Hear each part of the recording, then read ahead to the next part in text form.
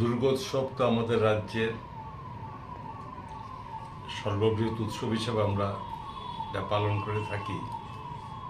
কারণ এটা এমন একটা উৎসব যেটা নাকি সর্বধর্মের মানুষ এর সঙ্গে সামিল হয়। তো স্বাভাবিকভাবেই এটা কয়েকটা দিন রাজ্যের প্রত্যেকটি মানুষ, যারা সামর্থ্য আছে, যাদের সামর্থ্য নেই, তারা তাদের মতো করে সকলে মিলে আনন্দ করে থাকি আমরা। এবং এই দুর্গোৎসবকে কেন্দ্র করে আমি রাজ্যের আপামর মানুষের প্রতি আমার প্রীতি, শুভেচ্ছা, অভিনন্দন, বড়দের প্রতি প্রণাম রইল।